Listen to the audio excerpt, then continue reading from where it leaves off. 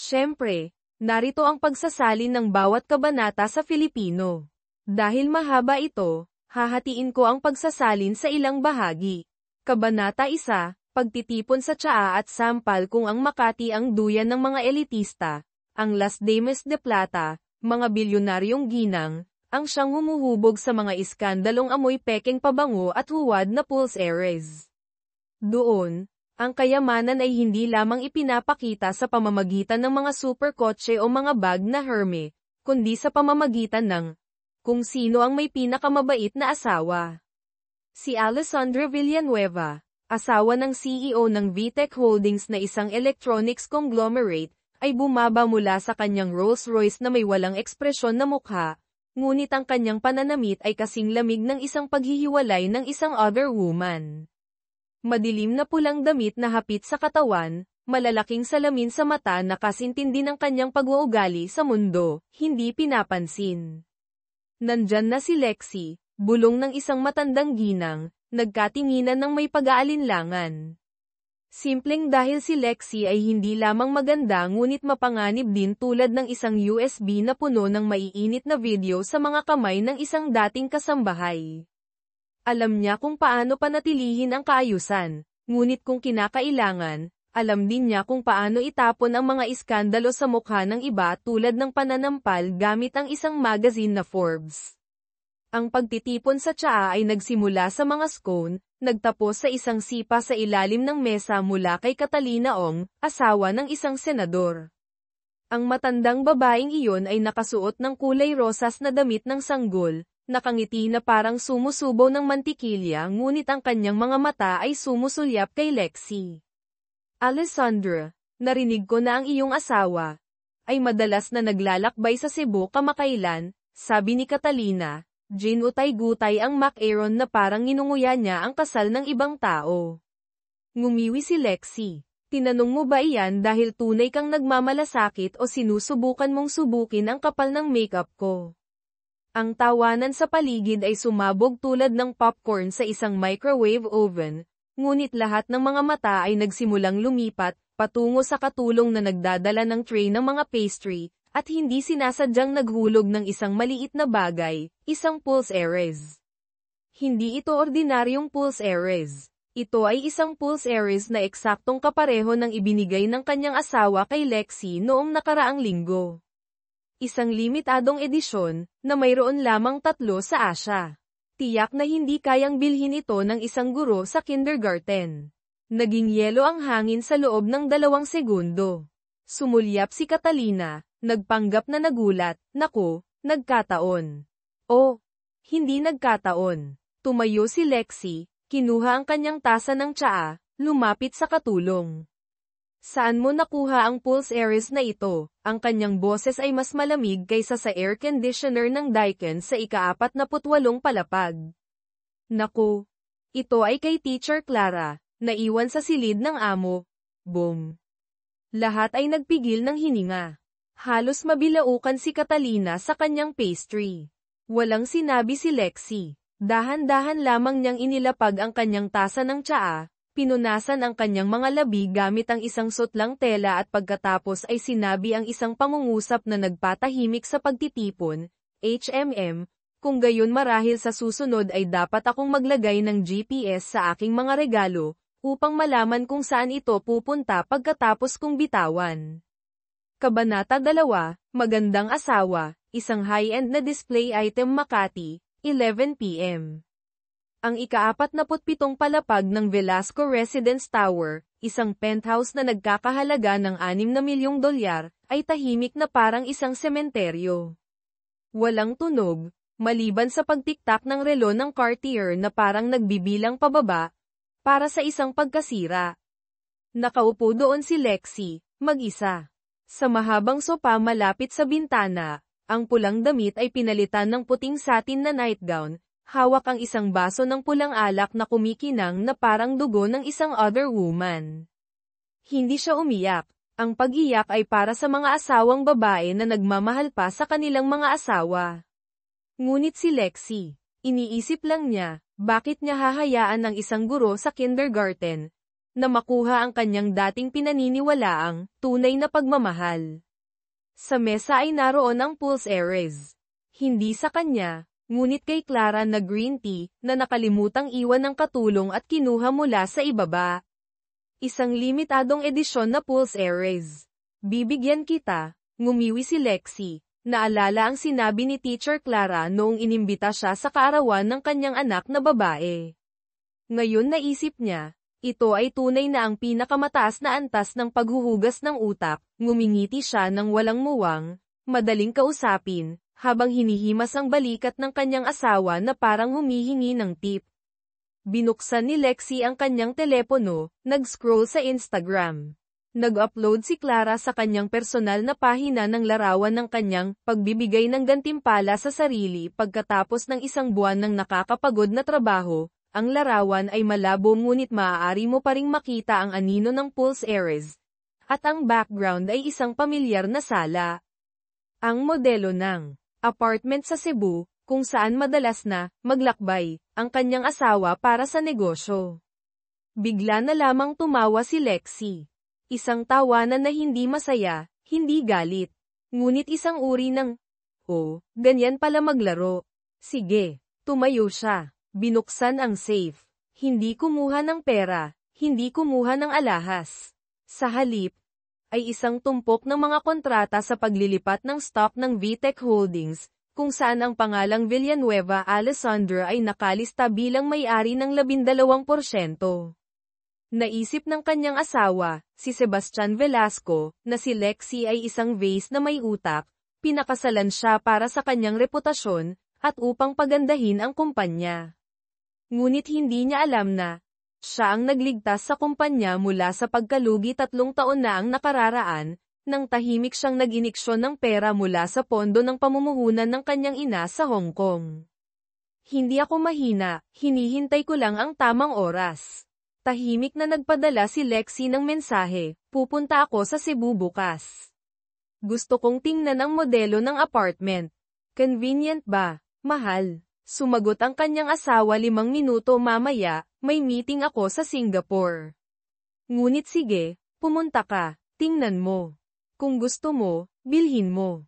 Tinitigan niya ang screen. Nag-type ng 3 salita, alam ko ang lahat. Pagkatapos ay pindutin ang delete. Hindi ipinadala, dahil hindi pa ito ang oras upang tapusin ito. Ipagpapatuloy ko ang pagsasalin ng mga sumusunod na kabanata sa susunod na tugon. Sige, narito ang karagdagang pagsasalin ng mga kabanata, Kabanata 3, Cebu modelo ng apartmento ng pagkukunwari at multo na nagsusuot ng sapatos na mataas ang takong, sabi nila, paraiso ng turista ang Cebu. Pero para sa akin, kulungan iyon ng mga manok na ginto, kung saan inaalagaan ng asawa ko ang kanyang kabit na nagsusuot ng sutla at tinatawag na baby. Lexi Villanueva. Bumaba si Lexi mula sa kanyang SUV na Mercedes na inarkila sa paliparan ng Cebu. Ang kanyang karisma ay kasintindi ng isang CEO na aatake sa isang kasino. Malalaking shades, mataas na buhok na nakapusod, puting blazer, walang mag-aakalang ang babaeng ito ay tumitingin sa bahay ng kabit ng kanyang asawa. Sa tabi niya ang kanyang personal na katulong, si Ramona, na dating nagtrabaho bilang PR director para sa isang internasyonal na kumpanya ng kosmetiko. Ang kanyang bibig ay mas matalas kaysa sa gunting, at makikita niya ang EQ, AQ, IQ ng isang tao sa loob ng 5 segundo. Ang modelo ng apartment ay nasa ika-22 palapag, Unit 22B. Pinangalanan, Sunshine Nest. Inirapan ni Ramona ang kanyang iPad. Parang pamagat ng palabas ng mga bata. Siguro iyan ang pangalan ng kabit. Hindi nagsalita si Lexi. Tumango lang siya. Pumasok sila sa elevator. Bumukas ang pinto. Ang Unit 22B ay lumitaw tulad ng isang nabubuhay na Instagram, mga kasangkapan na kulay beige, puting sofa na walang ni isang kunot, mga scented candle na Jo Malone, at isang larawan ng isang magkasintahan sa mesa. Hindi larawan ng kasal ni Lexi at Sebastian.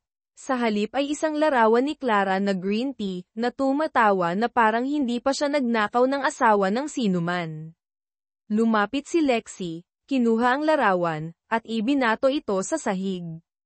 Crack! Ang tunog ng pagbasag ng salamin ay mas malutong pa kaysa sa mga daing ng isang kabit na, hindi niya ako tunay na mahal. Binuksan naman ni Ramona ang mga cabinet at drawer na parang isang FBI raid.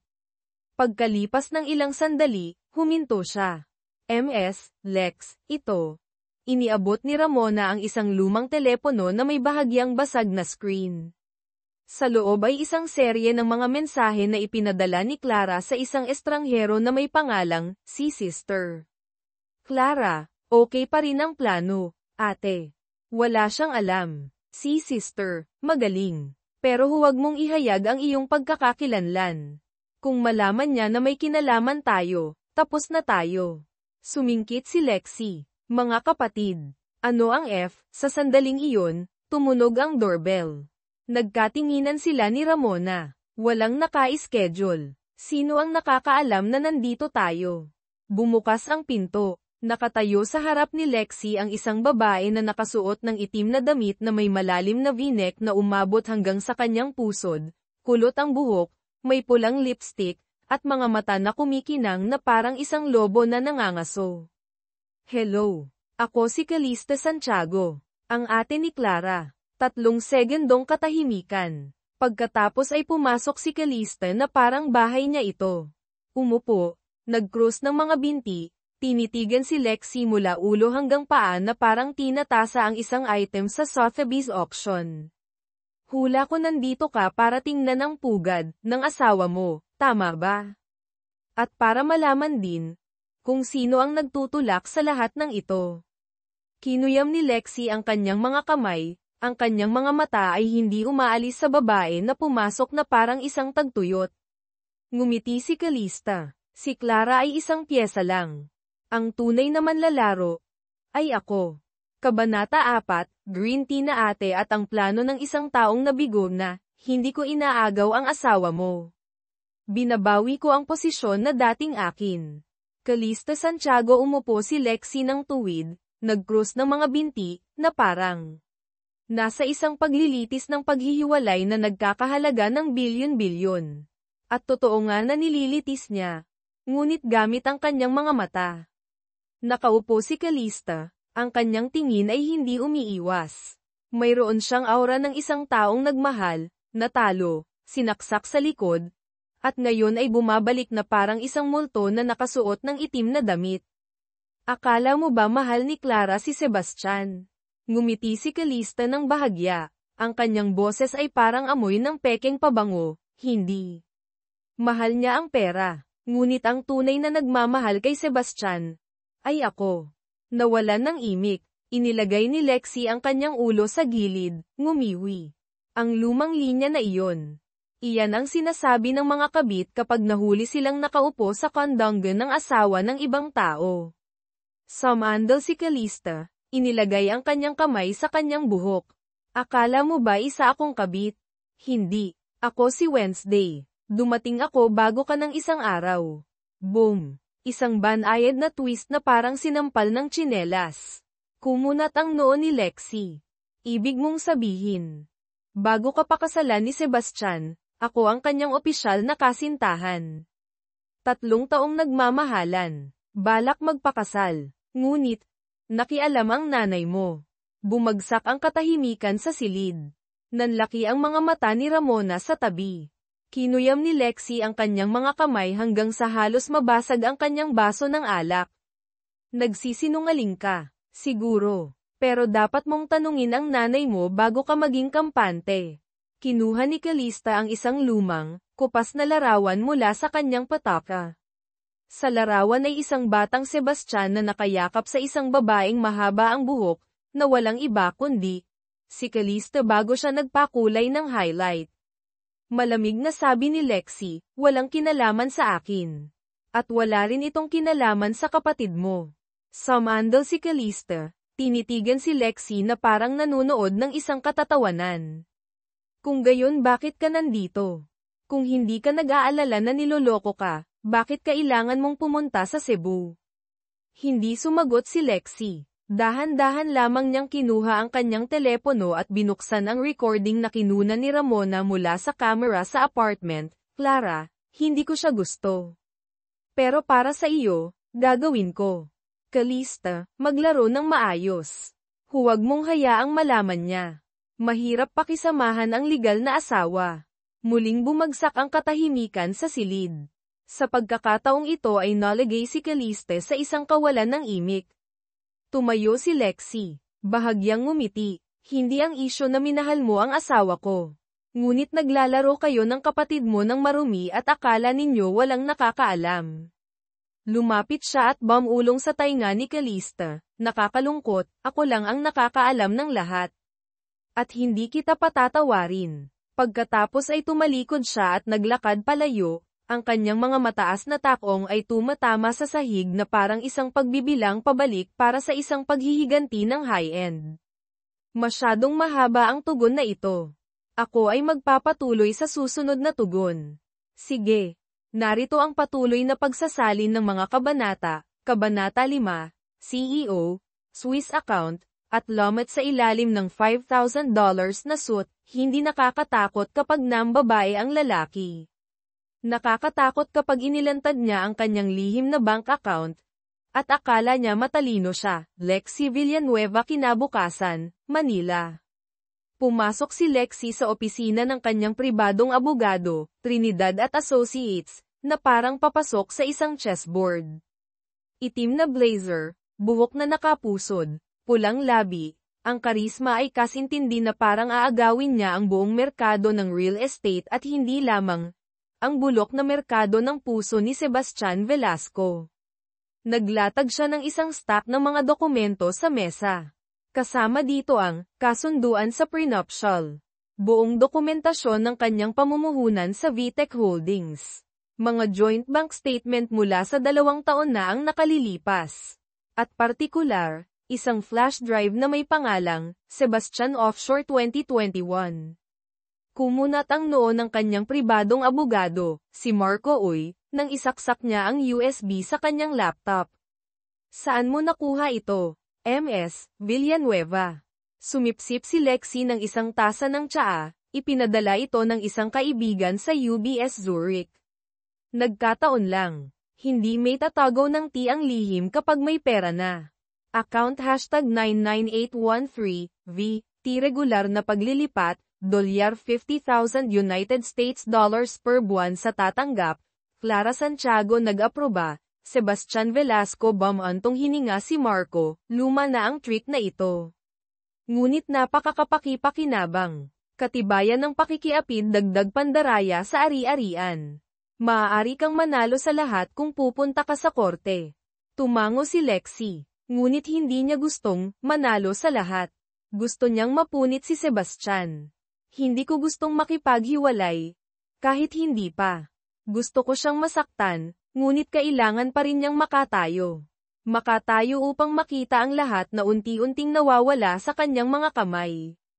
Tinitigan siya ni Marco, natigilan sa loob ng ilang segundo. Pagkatapos ay bahagyang tumango, naiintindihan ko. Isang malambot na paghihiganti, ngunit dumudugo ng matagal. Sa parehong oras, umilo ang telepono ni Lexi.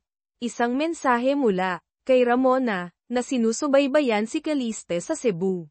Nakipagkita siya sa isang lalaki. Hindi si Sebastian. May isang tao, na may tato na ahas na nakapalibot sa kanyang pulso. Hinihinalang siya ang taong pinaalis sa VTech noong nakaraan dahil sa pagtagas ng kumpidensyal na impormasyon. Maaaring sinisikap ni Caliste na magtagas ng data ng kumpanya. Kinagat ni Lexi ang kanyang mga labi. Ang lahat ng mga piraso ay nagsimulang magkasya. Hindi lamang ito isang laro ng pag-ibig. Hindi lamang pagsaksak sa likod. Sa halip ay isang pananalapi na sa buwatan, nagpapahina mula sa loob. Nang gabing iyon, bumalik si Lexi sa kanyang mansion. Nakaupo si Sebastian sa sopa. Maayos ang damit na parang isang CEO na lumabas mula sa isang magazine. Nang makita ang kanyang asawa, ngumiti siya na parang walang nangyari. Ayos ba ang business trip mo sa Cebu, mahal? Ngumiti si Lexi, Ibinato ang kanyang susi sa mesa. Pindutin ang remote control, bumukas ang TV. Ipinapakita ang footage mula sa security camera sa Cebu apartment, si Clara na nakasuot ng nightgown, nagdadala ng alak sa sopa. Nagulat si Sebastian, medyo namutla. Isang pangungusap lamang ang sinabi ni Lexie, sa susunod, kung balak mong mag-alaga ng isa pang babae, tandaan, alam din nilang mag-record ng video. Tumahimik siya. Lumapit sa mukha ng kanyang asawa, hindi pa ako nakikipaghiwalay. Pero dapat kang maghanda, hindi para sa paglilitis, para sa araw na mawala mo ang lahat. Kabanata 6, kaaway ng asawa pansamantalang kakampi ng asawa, ang pinakamapanganib na bagay ay hindi ang kabit, kundi ang legal na asawa na nagtiis. Ngayon ay bumalik na may ngiti at mga legal na papeles sa kamay. Ramona Cebu, Luna Knox Rooftop Lounge, 10 p.m. Nakaupo si Calista sa mesa ng VIP, ang mukha niya ay kasing lamig ng gin na may yelo. Nakaupo sa tapat niya ang isang lalaking nakasuot ng gray suit, ang kanyang kaliwang kamay ay nakasuot ng leather na pulse earrings na may ahas na nakapalibot sa kanyang pulso. Ngumiti siya na parang isang taong pinaalis sa kumpanya, ngunit ngayon ay bumabalik upang bayaran ang utang. Ang kanyang pangalan ay Rafael Sarmiento, dating strategic director ng VTech Holdings. Ang taong pinaalis ni Sebastian Velasco mula sa kumpanya dahil sa pagtataksil, ngunit sa katotohanan ay inilagay siya doon upang sisihin para sa pagtagas ng data. Inilagay ni Calista ang isang makapal na sobre sa harap niya. Gusto kong magulo ang VTech. Mawala ang kanyang pwesto. Mataranta ang mga shareholder. Hindi ko kailangan ng marami, gusto ko lang makita ng kanyang asawa ang tunay niyang kulay. Inangat ni Rafael ang kanyang baso ng whiskey, sumingkit, ganoon ba kayo kamahal ang kapatid mo na kinamumuhian siya? Hindi. Kinamumuhian ko ang kawalang muwang. At gusto kong magising ang kanyang asawa mula sa huwad na pangarap ng alta sosyedad. Samantala, sa Manila, sinusubaybayan ni Lexie ang lahat sa pamamagitan ng ulat ni Ramona, na umarkila ng grupo ng Zero Light, isang pangkat ng mga teknolohikal na detective, na dalubhasa sa paghak ng impormasyon sa mataas na antas. Ang larawan ni Calista na nakikipagkita kay Rafael ay lumitaw sa laptop. Kasama ang kanyang profile, Rafael, 38 taong gulang. Nawala ang lahat pagkatapos siyang pinaalis ni Sebastian. Nakadikit sa iskandalo na agaw proyekto, ngunit walang malinaw na ebidensya. Kasalukuyang may-ari ng isang startup na fintech kamakailan ay nakatanggap ng hindi nagpapakilalang pamumuhunan mula sa isang pondo sa Singapore. Dahan-dahan na hinayla ni Lexie ang file, investment fund, InnoTrade Singapore. Tao na nakatayo sa likod nito, Eleanor R. Chan, isang matandang babae, honorary chairman. Sa tabi niya ay ang larawan ng ina ni Lexie. Kidlat na tumama, hindi nakapagsalita si Lexie. Naglalagay ba si nanay ng pera sa isang taong pinatay ng tatay ng anak niya sa mundo ng pamumuhunan? Nagbigay si Ramona ng isang matalim na tingin, baka naglalaro ang nanay mo ng family blackmail. Hindi sumagot si Lexie. Ang kanyang mga mata ay puno na ngayon ng mga kalkulasyon, pagkalito at isang desisyon na hindi niya inakalang kailangan niyang gawin. Kinabukasan, nakipagkita si Lexie kay Calista sa isang minimalistang coffee shop na gawa sa salamin. Walang makakatago ng mga ekspresyon. Dumating si Calista, nakasuot pa rin ng itim, na parang libing para sa isang CEO na malapit ng matanggal sa pwesto. Hindi na nagpaligoy-ligoy pa si Lexie, alam ko na nakikipagtulungan ka kay Rafael. Alam ko rin na pinopondohan siya ng nanay ko. Bahagyang nagulat si Calista, ngunit itinago ito ng mahusay. Nagpatuloy si Lexie, at alam ko, mayroon kang katibayan na magiging dahilan upang mapilitan si Sebastian na magbitiw. Ibigay mo sa akin ang isang kopya. Nagkrus ng braso si Calista, walang sino man ang sapat na matalino upang isuko ang ebidensya sa asawa ng isang tao na sinisikap nilang sakalin, di ba? Yumuko si Lexie, ang kanyang ngiti ay kasing lamig ng mga ice cube sa vodka, dahil kung ako ang kabit, hinding-hindi ko paniniwalaan ang isang lalaki na kayang tradorin ang dalawang babae. Ang pangungusap ay parang sampal sa mukha. Napanganga si Calista. Tumayo si Lexi, nag-iwan ng isang sobre. Nasa loob nito ang plano ng stock share na itinago ni Sebastian sa akin, ngunit nalaman ko. Pahihiramin kita para pabagsakin siya. Ngunit ako ang huhugot sa gatilyo. Binuksan ni Calista, kumislap ang kanyang mga mata. Isang pansamantalang alyansa. Tumango si Lexi. Isang alyansa ng mga dating itinuring na dekorasayon. Magpatuloy ako sa pagsasalin ng mga susunod na kabanata.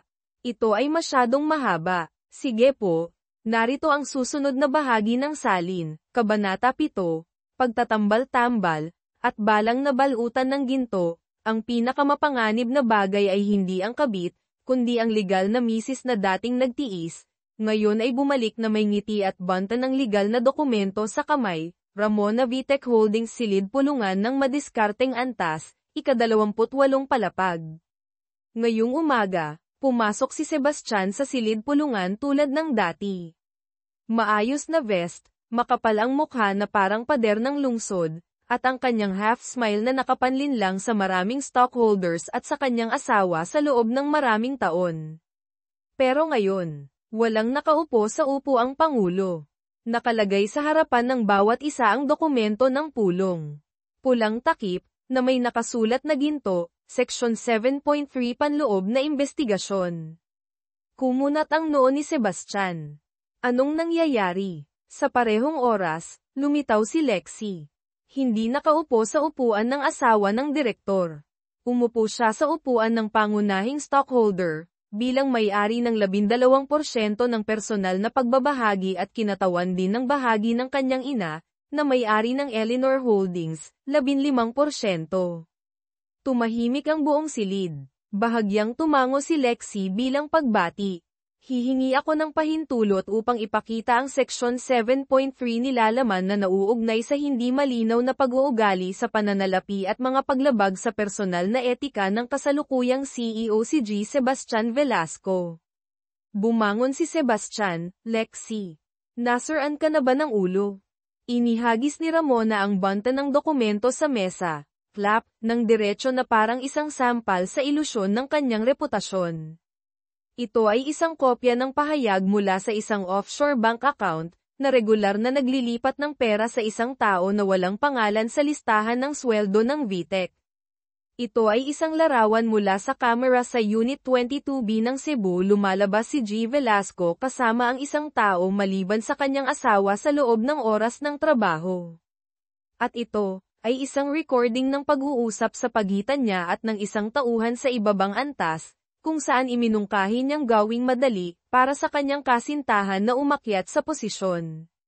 Nagbulong-bulungan ang mga stockholder.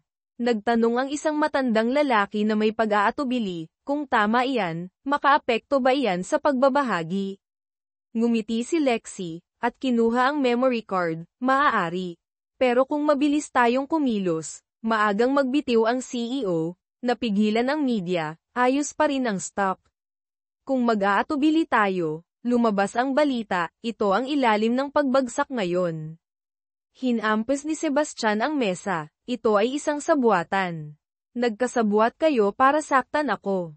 Tumunog ang telepono. Sabay-sabay na tumingin ang buong silid pulungan sa malaking screen, kung saan ipinapakita ang balita. Inakusahan ang CEO ng VTEC ng iligal na paglilipat ng pera sa ibang bansa, na konektado sa isang babaeng guro sa kindergarten na konektado sa isang iskandalo sa etika.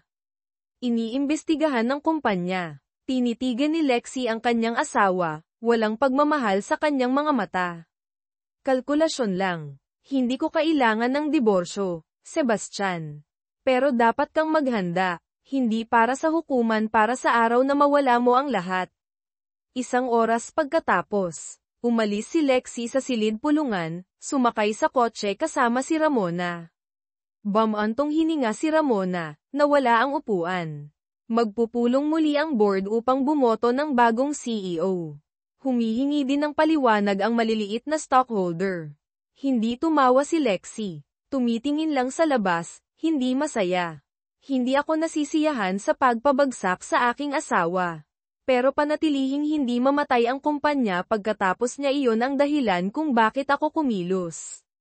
Kinuha niya ang kanyang telepono at nagpadala ng mensahe kay Calista, tapos na. Ngayon na ang iyong turn.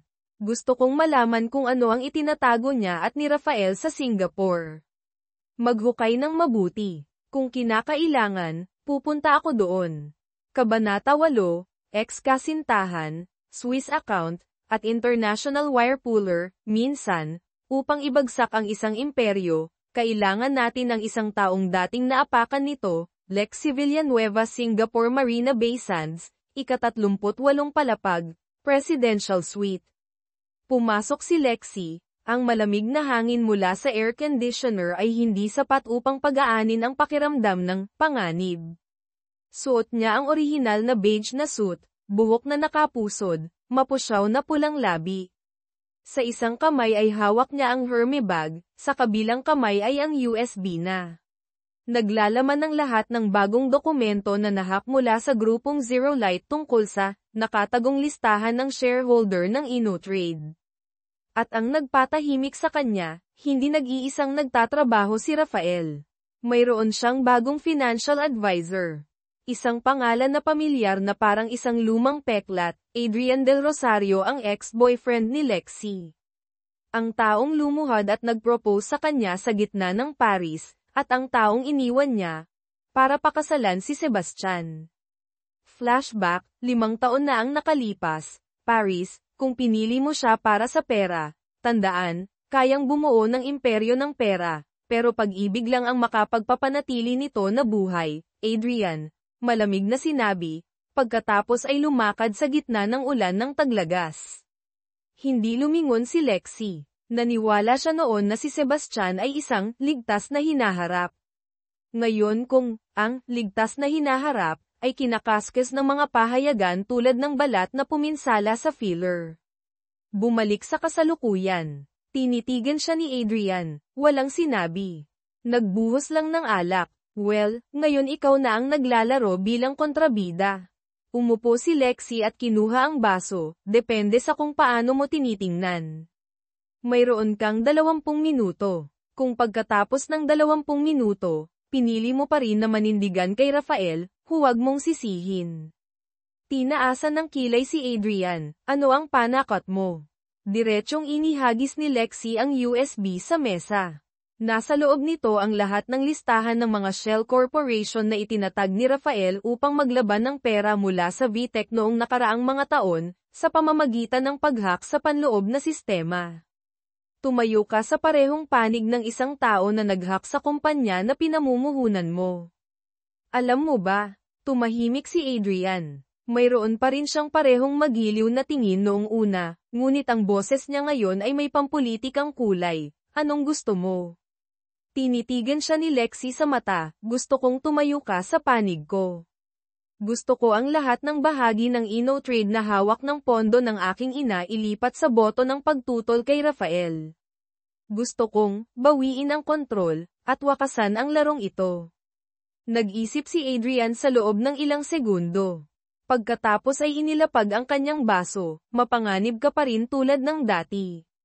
Pero gusto ko iyon. Sabay-sabay mensahe mula kay Ramona, mayroong panloob na balita mula sa pahayagan na The Capitalist, malapit nang magkaroon si Sebastian ng press conference upang linawin ang tsismis.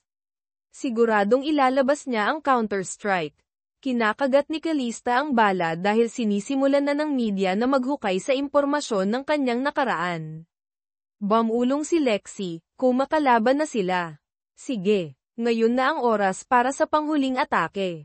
Binuksan ni Adrian ang computer at nag-login sa sistema ng pondo. Ililipat ko ang lahat ng karapatan sa pagboto ng Eleanor Holdings sa iyo. Pero may isang kondisyon. Pagkatapos ng lahat, hayaan mo akong ibalik ka sa Paris. Isang beses lang. Hindi sumagot si Lexi. Inilalagay lang ang huling linya ng code, simulan ang vote of no confidence kay Rafael Sarmiento. Hindi pa tapos ang laban, pero nasa kamay na ni Lexi ang pinakamalaking baril. Kabanata 9, Pulong Balitaan, Nagbago ng pananaw ang media at ikinabaligtad ang hangin mula sa CEO na Mad Ulush, gusto mong makaligtas pagkatapos ng isang iskandalo. Madali lang. Bumuo ng isa pang iskandalo, na mas nakakagulat, Sebastian Velasco lobby ng Hotel Peninsula Manila kung saan nagsisiksikan ang media. Sa gitna ng flash at napakaraming mikropono, lumabas si Sebastian na parang isang CEO na bagong linis gamit ang banal na tubig, nakasuot ng gray na vest, nakangiti na parang, inosente ako kahit na malinaw sa video. Sa tabi niya ang kanyang personal na abogado at walang iba kundi, ang nanay ni Lexie, si Eleanor Chan. Boom! Nagulantang ang media. Umupo si Lexie sa harapan ng livestream na screen na, halos mabilaukan sa strawberry cake. Direktang live na press conference ngumiti si Sebastian, gusto kong pasalamatan ang media sa matiyagang pagsunod. Kamakailan, kumalat ang maraming maling impormasyon, na nakakasira sa aking personal na reputasyon at sa VTech Group. Tumahimik ako dahil gusto kong protektahan ang aking asawa si Alessandro Villanueva mula sa kontrobersya. Ngunit ngayon, kapag mayroong sumusubok na baluktutin ang katotohanan, napipilitan akong magsalita. Nagpakawala ang mga kamera ng sunod-sunod na flash. Kumuha si Sebastian ng isang stack ng mga dokumento. Ito ay patunay na ginamit ni MS Villanueva ang isang pribadong pondo ng pamumuhunan, na pag-aari ng kanyang ina, upang lihim na manipulahin ang mga boto ng mga shareholder sa VTech Holdings. Bukod pa rito, naglagay siya ng isang karakter na nagngangalang Ramona Uy sa PR department, na dating iniimbestigahan dahil sa pagtagas ng panloob ng mga dokumento mula sa isang Korean cosmetics company. Boom! Humiyaw ang media. Baligtad ang sitwasyon. Sabay-sabay mensahe mula kay Ramona, nagbalik ang panlilinlang niya. Sinisira ang reputasyon, ikinalat na. Iniimbestigahan ako, kahit na walang conclusion. Nagulat din si Mrs. Eleanor. Mukhang nahikayat o lumipat ng panig. O, mayroon siyang plano. Tumayo si Lexie sa kanyang upuan, kinuyam ang kanyang baso. Tumawag siya ng video call sa kanyang ina. Lexie, anong ginagawa mo? Eleanor, masyado ka pang bata. Ginagawa ko lang ang kailangan upang protektahan ang daloy ng pera. Si Sebastian ay mahusay pa rin na CEO, kahit na may pagkakamali. Lexie, paano ang tungkol sa aking reputasyon? Eleanor, hindi nagbubunga ng tubo ang reputasyon. Matuto ka. Beep. Tinitigan ni Lexie ang kanyang telepono.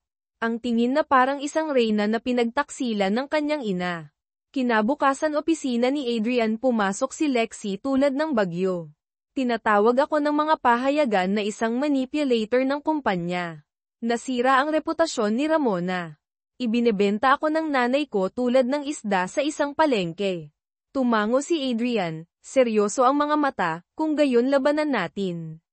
Gusto mong saktan siya, mayroon akong paraan. Inabot ni Adrian ang isang recording mula sa 5 taon na ang nakalipas, nang nagbigay si Sebastian ng panloob na kautusan na pinipilit si Rafael na akuin ang sisi sa pagtagas ng impormasyon upang protektahan ang kanyang sarili.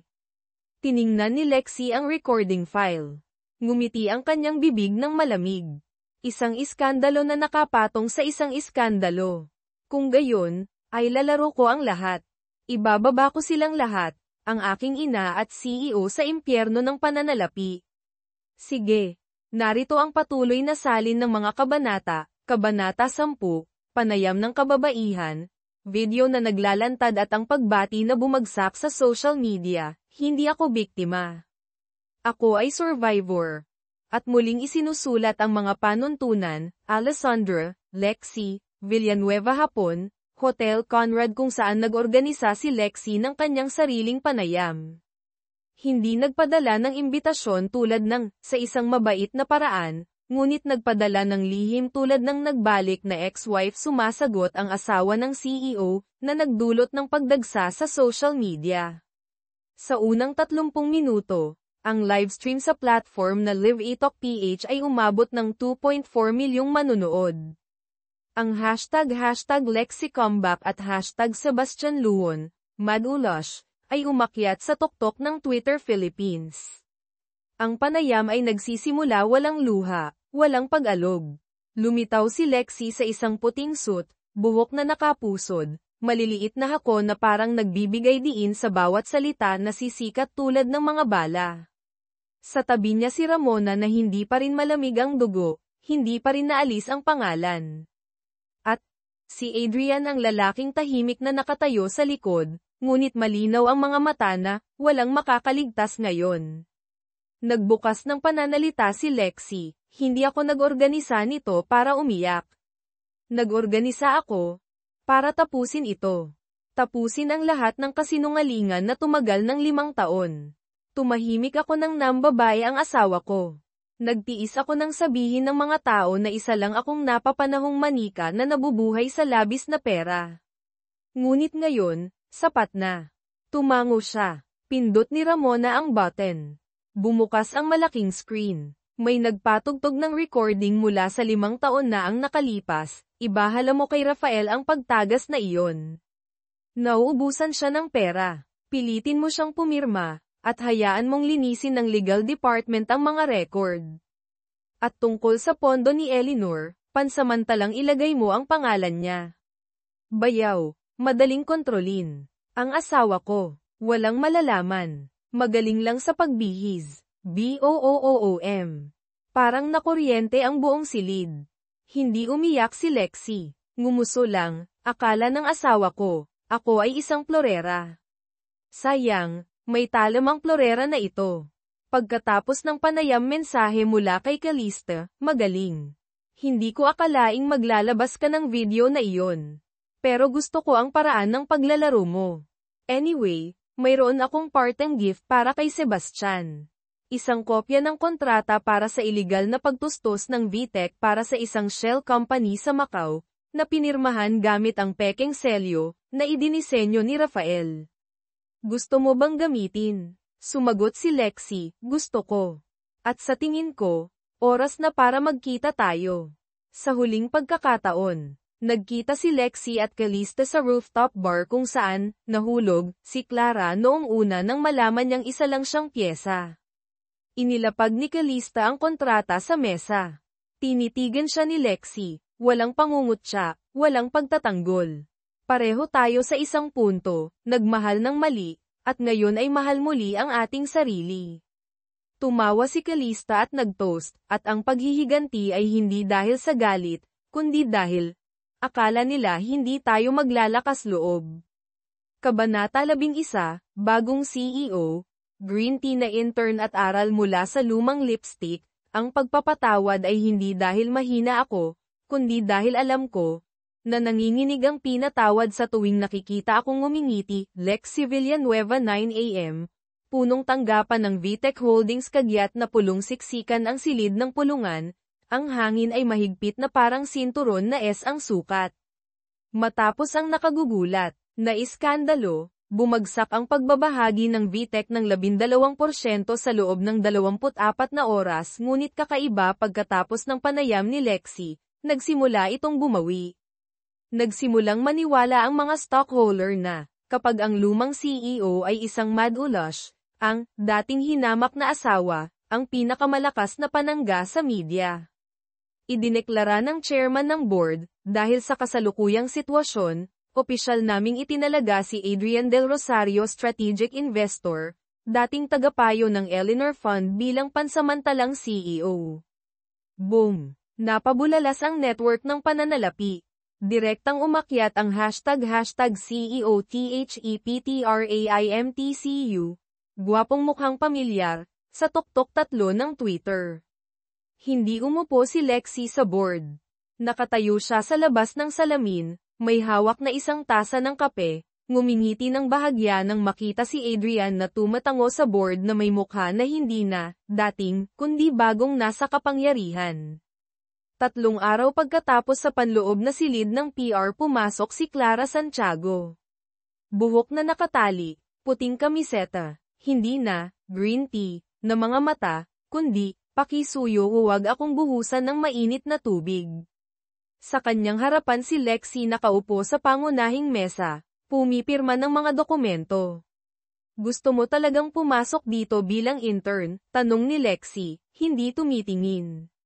Tumango si Clara, ang boses ay kasing hina ng buntong hininga, gusto ko lang, ulitin. Alam kong nagkamali ako, pero wala na akong pinaniniwalaan. Pati si Callisto umalis na. Itiniklop ni Lexi ang file. Okay, kaya magsisimula ang iyong unang araw sa pamamagitan ng pagsulat ng PR article, tungkol sa akin. Tumingin si Clara ng gulat, tungkol sa iyo. Tungkol sa akin. Tungkol sa panayam. Tungkol sa isang babae na nakaligtas pagkatapos ng isang iskandalo, at hindi hahayaang malunod. At gusto kong magsulat ka ng totoo. Kinagat ni Clara ang kanyang labi. Susulat ako. Tumayo si Lexi, lumapit sa kanya. At kung magsisinungaling ka, mayroon akong sapat na file upang gawing legal na katibayan ang bawat post mo, mahal. Umalis siya, iniwan si Clara na parang bato. Umalingaw-ngaw sa kanyang isip ang sinabi ni Callisto bago umalis, dating nagpatawad ang ate. Pero minsan lang, at hindi siya si Lexi. Nakatayo si Lexi sa rooftop, katabi si Adrian. Tumingin silang dalawa sa mga kotse sa ibaba, ang gintong ilaw na sumasalamin sa tubig na parang isang malabong pangako. Sa tingin mo ba dapat pa rin akong manatili sa VTech? Tanong ni Lexi. Hindi mo kailangang manatili, pero dapat kang mag-iwan ng marka. Marka, para maalala nila, ang leon na dating nakaupo sa upuan na ito. Tumawa si Lexi, umiglap kay Adrian. Sa ibaba, nakaupo si Clara sa silid ng PR, na may nanginig na kamay. Sa araw na iyon, natutunan ko na, ang pinaka-nakakatakot na tao ay hindi ang sumisigaw, kundi ang ngumingiti, at alam kung ano ang ginagawa. Sige, narito ang patuloy na salin ng mga kabanata, Kabanata 12, Spy na may dugo at multo na may apelyidong Chan, hindi ako natatakot sa kaaway sa labas. Natatakot ako sa isang kaanak na nakatayo sa likod, na may hawak na kutsilyong may nakaukit na pangalan ko, Lexi Villanueva, punong tanggapan ng Eleanor Holdings, opisina ng pribadong pondo ng pamumuhunan ng nanay ni Lexi. Pader na kahoy, marmol na sahig, sapat na gininto ang ilaw para maging mainit kung hindi mo alam ang kwento. Iisipin mo na ito ay isang lugar para sa pagpapasigla ng pag-asa at pera. Pero para kay Lexi, mas malamig ito dito ngayon kaysa sa isang morgue. Panimulang sitwasyon, tinawagan ni Ramona si Lexi, may malaking nangyari. Ibinunyag ng mga pahayagan ang mga dokumento na ang pondo ng Eleanor ay naglagay ng pera sa isang kumpanya na nasa blacklist ng internasyonal. Walang nakakuha ng file na ito maliban sa loob. At ito ay hindi pa napipirmahan. 3 lang ang nakahawak dito, ikaw, nanay mo, at... Kumunat ang noo ni Lexi. At sino? Teresa. Teresa Chan. Personal na katulong ng nanay ni Lexi. Ang babaeng kulay abo ang buhok, na nag-alaga kay Lexi simula pagkabata, alam ang kanyang mga gawi sa pagkain at pagtulog. Dating, mahal na si Tita Teresa, sa diary noong siya ay 10 taong gulang. Flashback, noong 12 taong gulang si Lexi, Tita Teresa, kahit anong gawin ko balang araw, gagawin kitang personal kong accountant. Okay, basta matutunan mong maghinala sa nanay mo. Walang santo sa mundo ng pamumuhunan. Ha, bakit naman? Dahil ang mayayaman, bihira malinis. Balik sa kasalukuyan. Sumugod si Lexi sa opisina ng kanyang ina. Nasaan si Teresa? Kalmado ang kanyang ina na parang handa na, nagbitiw na siya. Nagpadala ng liham ngayong umaga. Hindi ko alam kung saan siya nagpunta. Kinuyam ni Lexi ang kanyang kamay. Alam mo ba, hindi ako sigurado. Pero kung sa tingin mo isa siyang especially iya, dapat mong tanungin ang iyong sarili, sino ang nagpilit sa kanya na pumili ng ibang panig. Wala akong ginawang mali. Nabubuhay ka sa isang malupit na mundo, Lexi.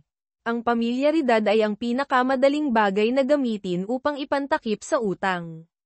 Nang gabing iyon sa bahay ni Adrian, nakaupo si Lexi sa tabi ng bintana. Sa laptop ay ang larawan mula sa kamera ng punong tanggapan. Teresa nagdadala ng mga dokumento sa labas sa isang maliit na pulang bag.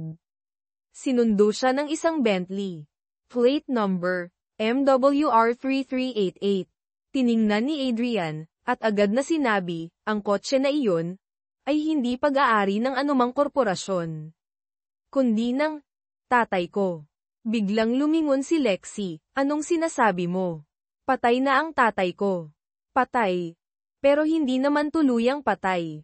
May tsismis na nagpanggap siyang patay pagkatapos ng isang pagsisiyasat sa pananalapi. At si Teresa ang nag-iisang sumama sa kanya, bago siya nawala. Naging yelo ang hangin. Sumigaw si Lexi, imposible. Namatay siya sa isang aksidente, may katawan. May libing. Nakita ko. Mahinang sinabi ni Adrian, hindi kailanman binuksan ang kabaong. At iniulat ng ospital na namatay siya dahil sa sunog. Sa tingin mo talaga may anumang nagkataon sa pamilya Chan? Bumalik si Lexi sa bahay. Sa mesa ay isang sobra. Walang nakasulat na pangalan, sulat kamay lang. Kung gusto mong malaman ang katotohanan tungkol sa iyong ama, pumunta ka sa bahay sa tabing dagat sa Palawan, ang nag-iisang lugar na hindi pa nadungisan ng pera. Sa loob ay isang lumang larawan, Lexi 5 taong gulang nakaupo sa balikat ng isang lalaking may suot na shades. At sa tabi, ay si Teresa, mas bata, tumitingin sa camera na may malabong tingin. Mahigpit na hinawakan ni Lexi ang larawan. Kung buhay pa siya, ang buong buhay ko ay isinulat gamit ang kasinungalingan. Kabanata 13, Palawan, ang bahay sa tabing dagat at ang kaong kahoy na walang pangalan, upang malaman kung sino ka talaga, kung minsan kailangan mong hanapin ang taong dating nag-abandona sa iyo. Lexi Villanueva, Palawan, isang payapang lupain na hindi pag-aari ng mundo ng mga tycoons. Bumaba si Lexi mula sa kanyang pribadong eroplano sa maliit na airport. Madilim ang kalangitan, ang hangin ay amoy dagat na humahampas sa kanyang mukha na parang bulong, huwag ng hamukay pa, walang makakaligtas. Gustong sumama ni Ramona, pero tumanggi si Lexi. Hindi ito para sa pakikipaglaban. Para sa pagharap. Ang kahoy na bahay sa tabing dagat, lumitaw ang bahay na parang sa isang lumang painting, mga kahoy na dingding, bubong na dayami, pinto na puti na may pintura na nababakbak, may alikabok ng oras sa bawat frame ng bintana. Walang camera, walang bakas ng pagiging marangya. Pero may amoy ng pamilyar na kalumaan, ang amoy ng pagkabata. Hinawakan ni Lexi ang hawakan ng pinto. Bukas ito, walang lock. Sa loob ng bahay walang tao. Mayroon lang isang maliit na coffee table, isang rocking chair, at isang madilim na kaong kahoy, na nakalagay ng maayos sa gitna ng mesa. Sa takip ay nakaukit ang isang linya na isinulat sa kamay, Alessandra, kung mabasa mo ito, hindi na ang ama mo ang taong naalala mo.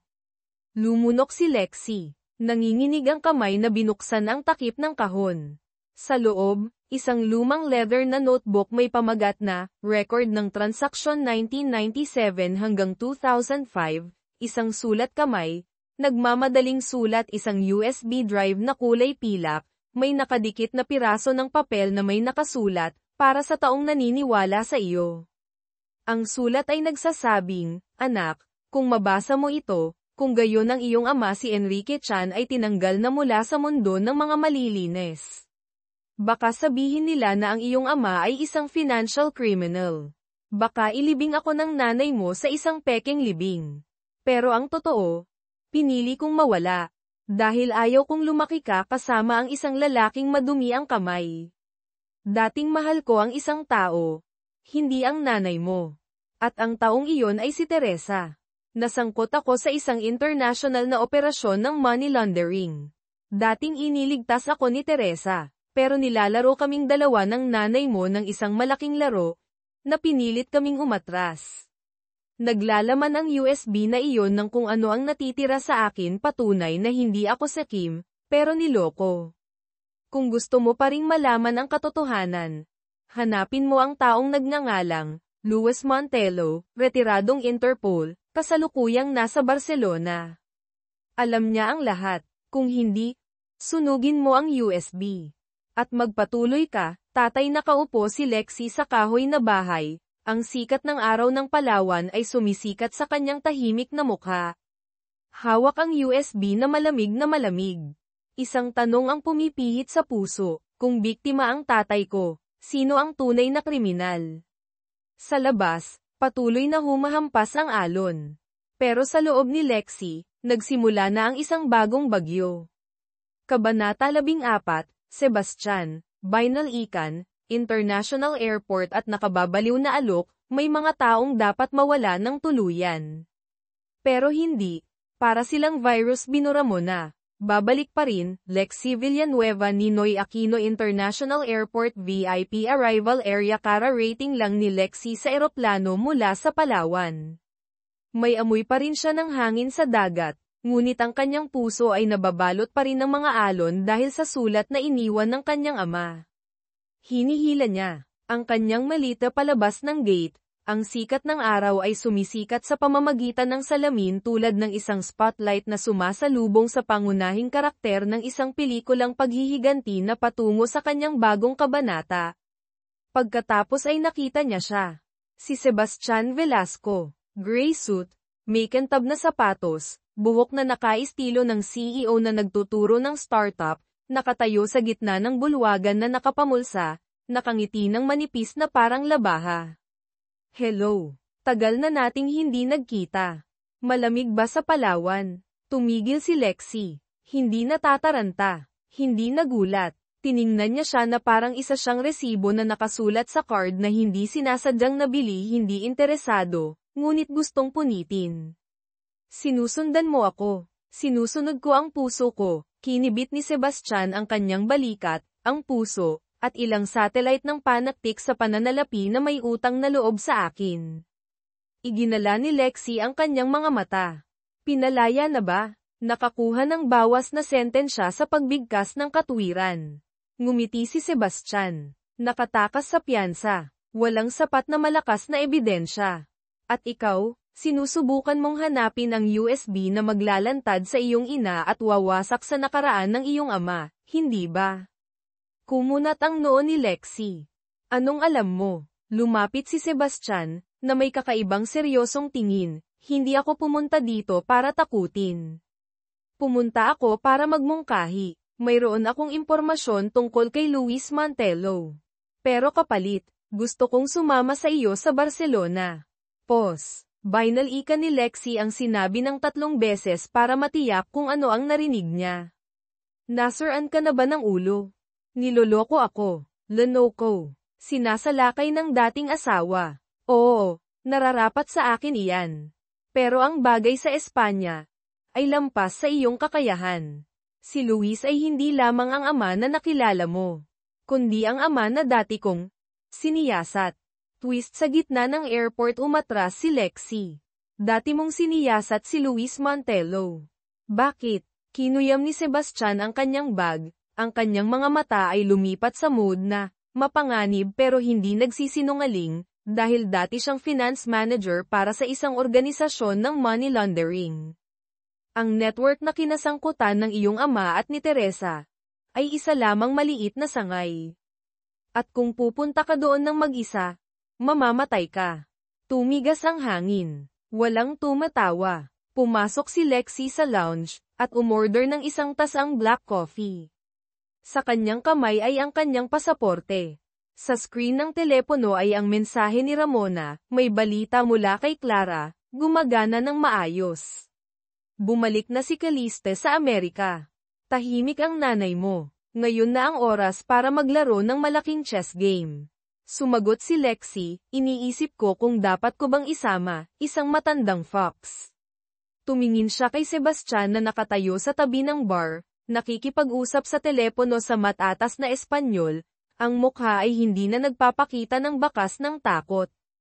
Kung gusto mong pumatay ng isang ahas, siguro dapat kang sumama sa isang lobo. Kabanata 15, Recording, Business Class at tanong na walang naglakas loob itanong, ang pagsama sa taong dating nagtraidor sa iyo ay tulad ng pagyakap sa isang ahas na marunong kumanta. Parehong mapanganib at mahirap iwan, Lexie Villanueva sa eroplano mula Manila, Barcelona, upuan ng business class nakaupo si Lexie sa upuan 3A, Si Sebastian sa 3C sapat ang layo upang magpatid ng paa kung kinakailangan, ngunit sapat na din ang layo upang maiwasan ang amoy ng pabango na nagpapaalala ng mga toxic na alaala. Ngumiti ang attendant, gusto nyo ba ng chilled champagne? Gusto ko ng black tea. At, hindi ko hahatiin ang aking baso, sabi ni Lexi, nang hindi tumitingin kay Sebastian. Bagong panuntunan, ang bawat usapan katumbas recording naglagay si Lexi ng isang mini recording device sa pagitan ng dalawang tray ng inumin. Rule number 1, i-record ko ang lahat ng sasabihin mo. Kung magsisinungaling ka, ipapadala ang recording sa abogado sa Interpol at sa news office ng The Capitalist.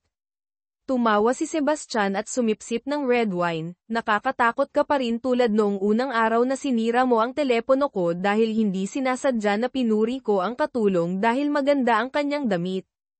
Hindi. Sinira ko ang iyong telepono dahil tinawag mo siyang sa kong thung ng ngotlam, tsaa na walang asukal pero sobrang tamis. Tumahimik silang dalawa sa loob ng 3 segundo. Pagkatapos, tumawa. Isang manipis na halakhak ngunit ito ang unang pagtawa na walang itinatagong kutsilyo. Habang lumilipad binasa ni Lexi ang journal ng kanyang ama, ang bawat pahina ay isang transaksyon. Ang bawat linya ay isang pangalan. Sa mga pangalan na iyon, ang ilan ay pinatay. Pulang guhit, kakaibang simbolo, ang petsa ng pagkawala ay tumutugma sa hindi pangkaraniwang schedule ng pulong. May isang pangalan na nakabilog ng pula, ML Pondo ng Avalon, Espanya. Tagaingat ng kadena. Lumingon si Lexi, narinig mo na ba ang taong ito ML? Dahan-daang sinabi ni Sebastian, kung ang taong iniisip ko. Siya ang nag-iisang natitirang kawing ng lumang organisasyon. At, dating tinakpan ni Luis ang FB. Anong ibig sabihin nito? Ibig sabihin, ang tatay mo ay maaaring hindi lubos na biktima. Paglapag El Prat Airport, Barcelona, hinihila ni Lexi ang kanyang malita palabas ng immigration hall.